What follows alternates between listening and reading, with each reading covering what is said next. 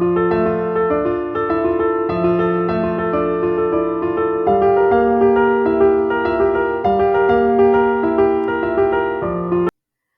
everyone, welcome back to my channel. So today we will go through the second topic in the TLS specialization exam for English. So the second topic is assessment literacy. We will be focusing and learning more about assessment literacy today.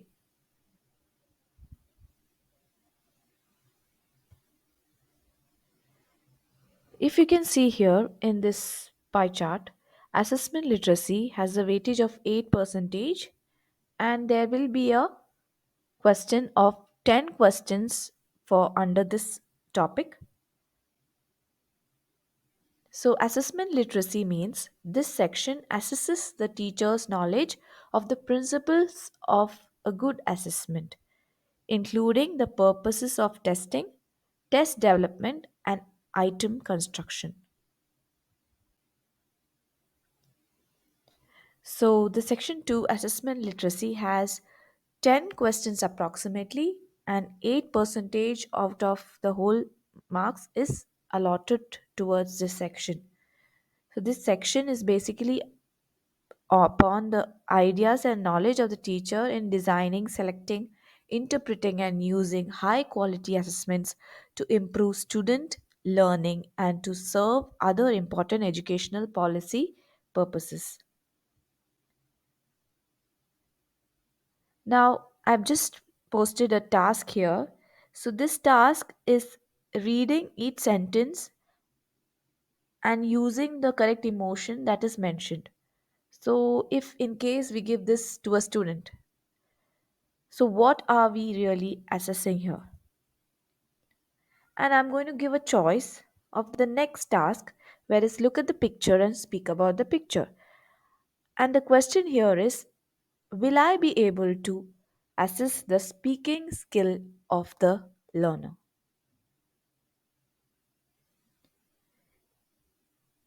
You may try to answer that and comment below. From my research, I have found out that most of the people would opt for the second task, that is speak about the picture. So both of them are good in a way, but the picture would be more apt for assessing the speaking skills. Let's see, how do you know or what made one task suitable than the other?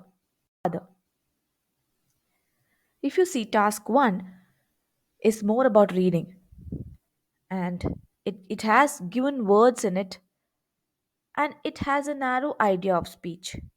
If you come to task 2, there will be more spontaneous answers, there will be creativity, and there will be ideas coming into, uh, you know, they might get new ideas and they turn into words. So they are building their vocabulary, they're using new words here, and it's a broader perspective if you see in the sense of speech. So that is why everyone would prefer the task 2 if it comes to assessing a speaking skill. So, assessment literacy again is understanding and being able to use the principles of assessment. So, if you are able to design and evaluate a test, then you are able to apply the principles of assessment. Now, why is assessment literacy very important? There are two perspectives if you see, learner's perspective and teacher's perspective. So the learner's perspective is it acts as a tool to evaluate their progress in English. Now, if you go to the teacher's perspective, it acts as a tool to motivate students to learn better. Now, there are some values which we are able to impart in through assessment literacy. So, values to students. What value do we give towards our students with this assessment literacy? It's high quality test assist learning. So, when the quality of the test is higher, it would assist learning and the child immediately shows progress. Now, it comes to teachers, values to teachers. It helps the teachers in developing, evaluating, and selection of the appropriate test that is apt for the child.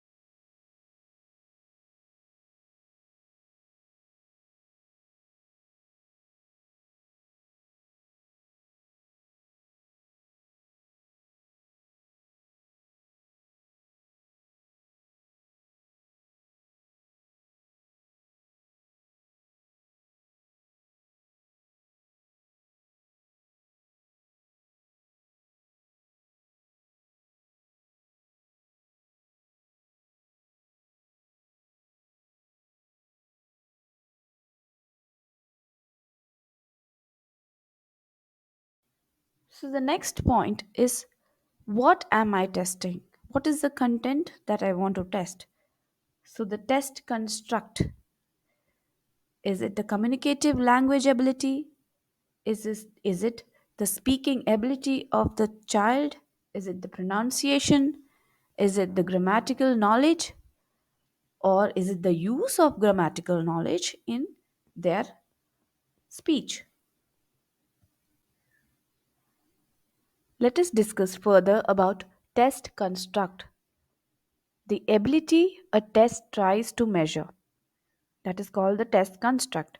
So, what is ability? Ability is a latent trait. So, here ability means skill, latent means which is not easily observable, and that is the ability in your brain which is not easily seen. And trait means skill.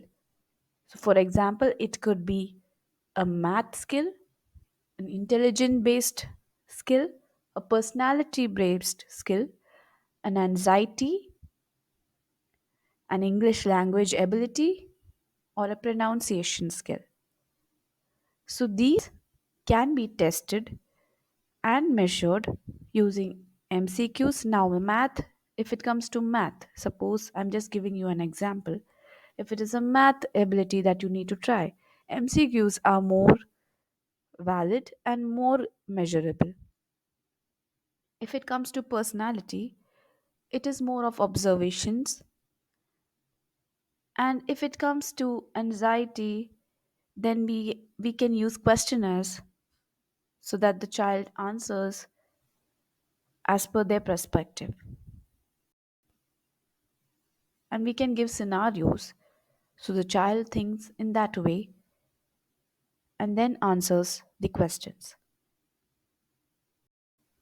Now, test construct, again, cognitive element. It is the hidden ability that we are trying to measure.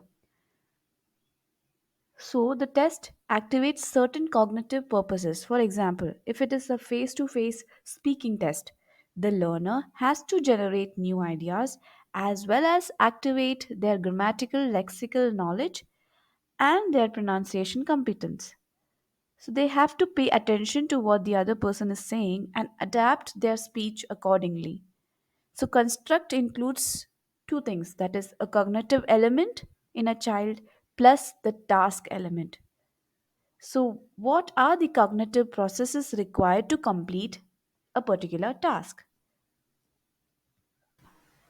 Cognitive processes in practice. Read the sentence and answer the question. Question is, what was the cluster doing?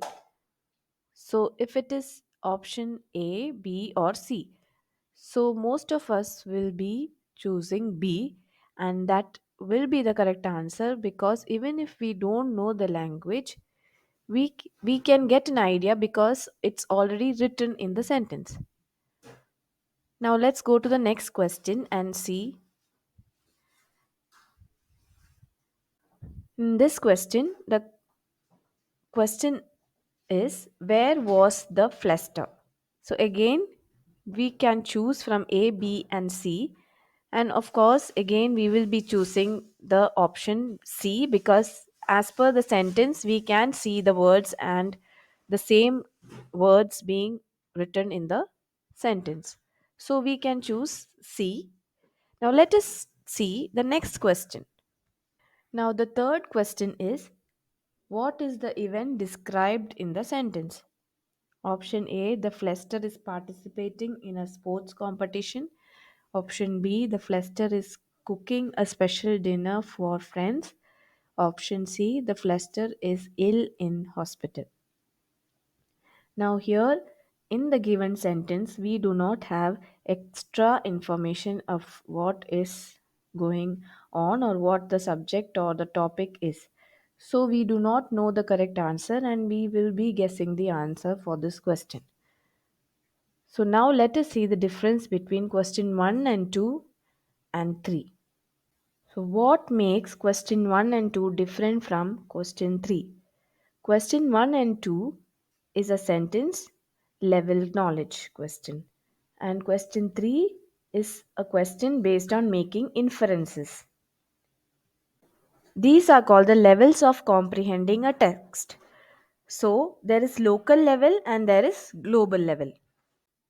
Local level or the beginner level, wherein the reader and the readers understanding lexical and grammatical meaning, understanding syntactic structure of sentence and clause. These are the main focus in local level. Now, if you see the question 3, that is under global level or intermediate or advanced level, wherein there is understanding main ideas and supporting details and making inferences based on the text given.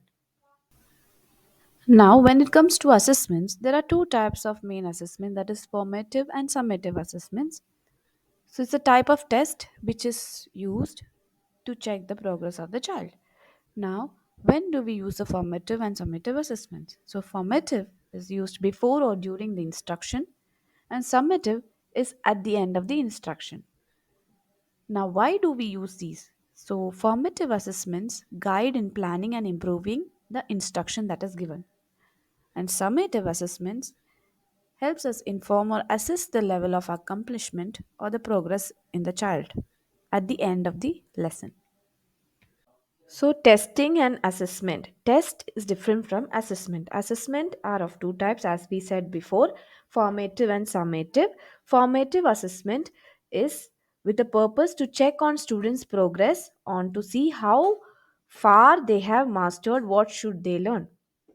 Now, summative assessment is it's used at the end of the term, semester, or year in order to measure what has been achieved by groups and individuals in a class. There are many kinds of tests that goes on for different types of purposes. Now, the types of tests mainly are five types: proficiency test, achievement test, diagnostic test, placement test, direct and indirect test. Now, what are standardized tests? These tests are designed to evaluate a student's knowledge, skills, or abilities using a uniform set of questions and scoring methods. Next one is what is a diagnostic test. Diagnostic tests are designed to help educators identify strength and weakness of a particular student. Now, the next one is the proficiency test that is designed to measure a learner's level of language. It can be any language. Then there is the placement test that is designed to help educators place a student into a particular level or section of language curriculum or school.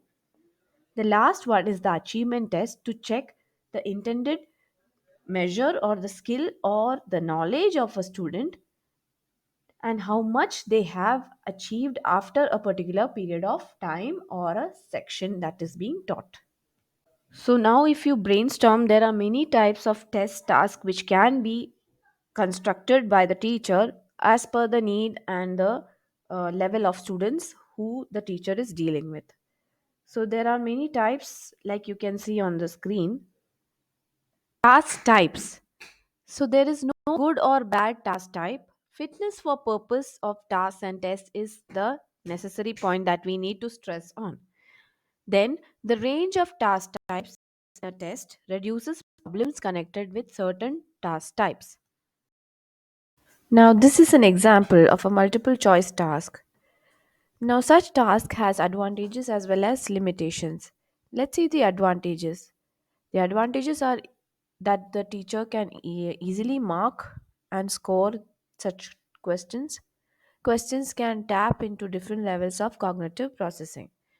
Now, if you look into limitation, there is a high chance of getting correct answer through guessing. So we really don't know if the child has guessed or does he know the concept really well. Now, this is another example of a paired task. Now, these also has advantages as well as limitations, just like the other task. The advantages of these type of tasks are that it has high authenticity and interactional skills, and limitation is that the role of personality, age, gender, language, ability of the partner, whoever the child is sitting with, can have an impact on the child. Then there is the scoring reliability. It is a limitation because there is no specific criteria which can be allotted or a mark that can be given to the answers because the answers will be open ended. Then the practicality of such task is a little bit complex if you compare to the MCQ questions.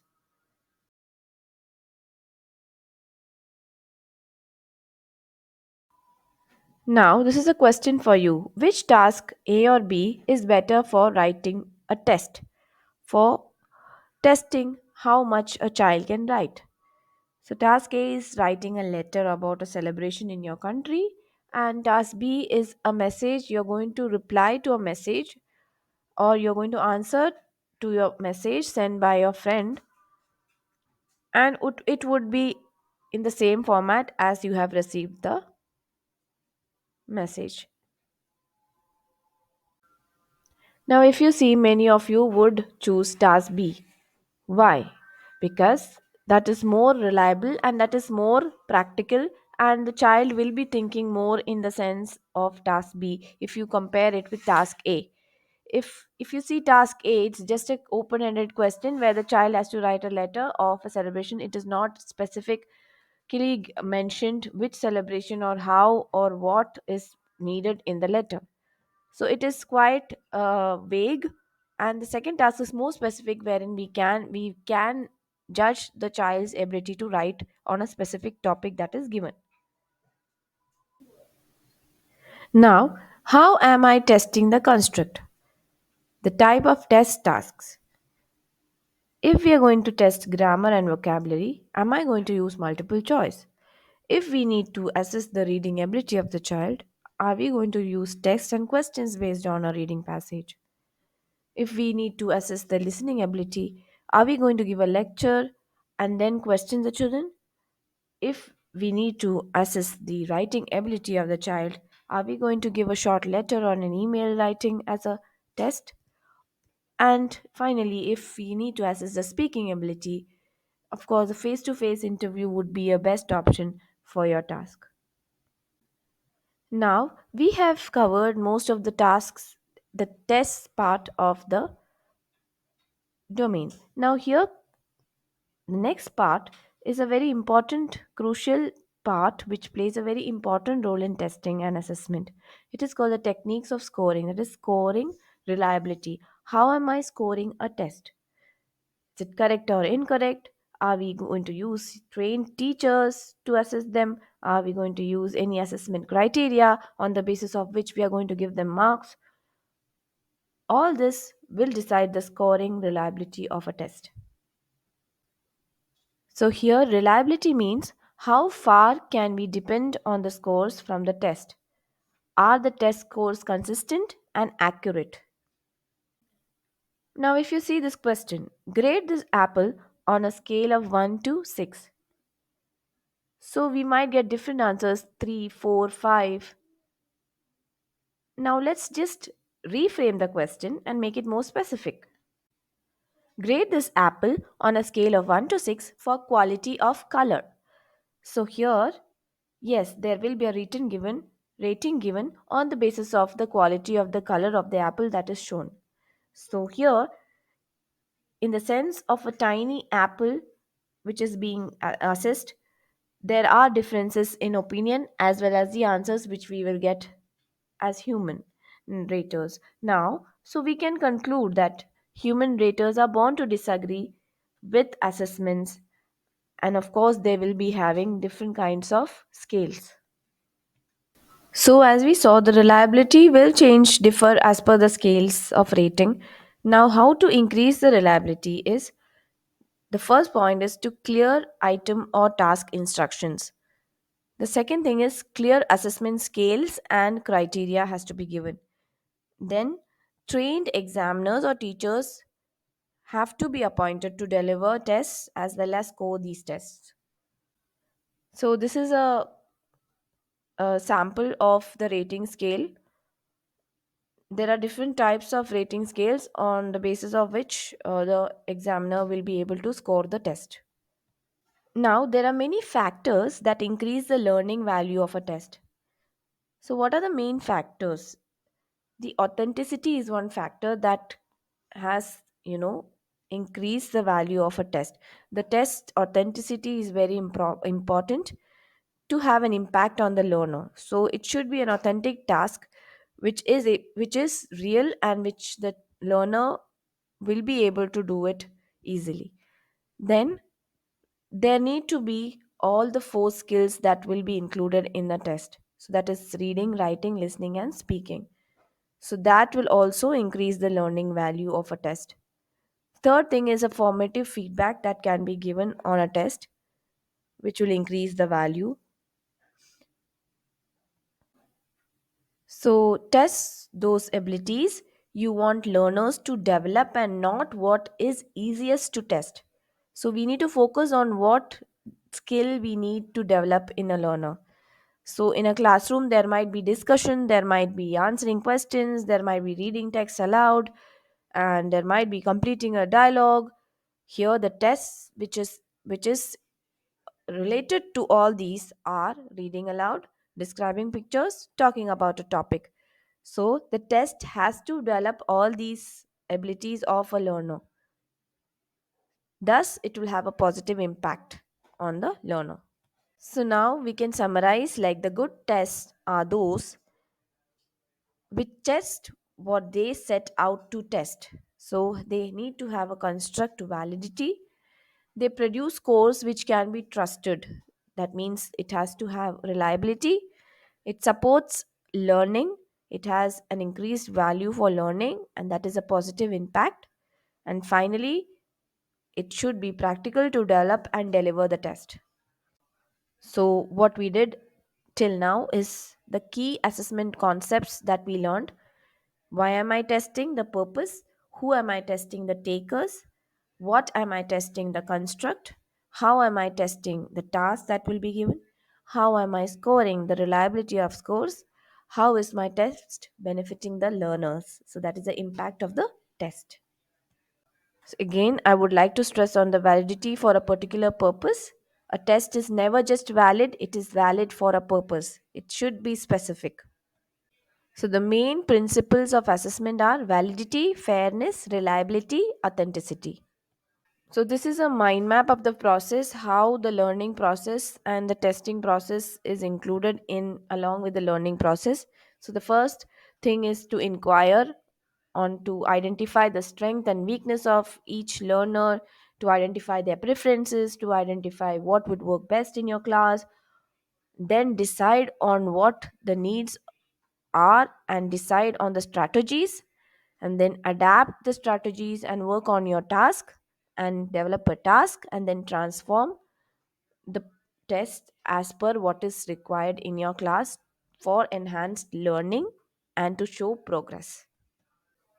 So I could get only one sample question from the previous paper. So this is one of them. At the end of the course, the teacher gives the student a test on what they have covered. So this assessment is known as, yes, it is called the achievement test, to test the children's achievement after a particular course or the lesson has been taken. I have prepared this video referring to different sites on Google, and this has helped me a lot for preparing for my exam. Hope this will be useful for you also. Have a good day and see you in my next video.